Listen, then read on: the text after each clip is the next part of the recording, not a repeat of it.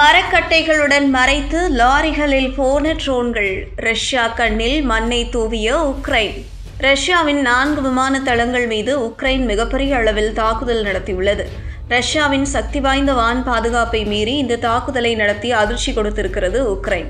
ட்ரக்குகளில் மரக்கட்டைகளுக்குள் ட்ரோன்களை வைத்து ரஷ்யாவுக்குள் கடத்தி கொண்டு சென்று பின்னர் ரிமோட் மூலமாக ஆபரேட் செய்யப்பட்டு ட்ரோன்களை தாக்க ஏவப்பட்டுள்ளது.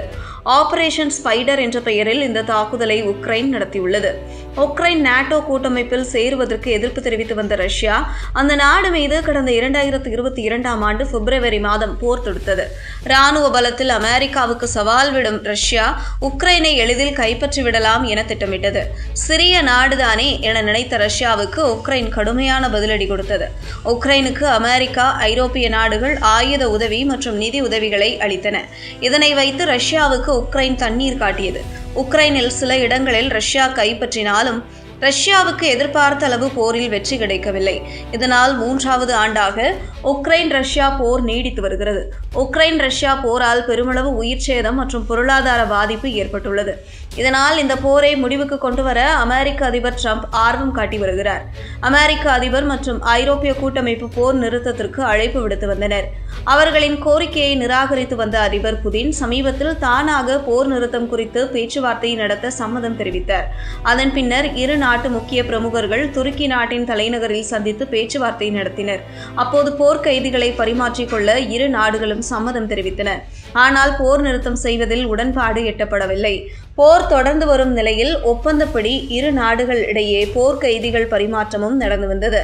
ஆனாலும் உக்ரைன் மீது கடந்த வாரம் மிகப்பெரிய அளவிலான தாக்குதலை ரஷ்யா நடத்தியது. ஒரே நாள் இரவில் 300க்கும் அதிகமான ட்ரோன்களை ஏவி உக்ரைன் மீது தாக்குதல் நடத்தியுள்ளது. போர் நிறுத்தம் கொண்டுவர முயற்சிகள் தீவிரமாக நடைபெற்று வரும் தருணத்தில் ரஷ்யாவின் இந்த மிகப்பெரிய தாக்குதலால் அமெரிக்காவும் கோபமடைந்தது.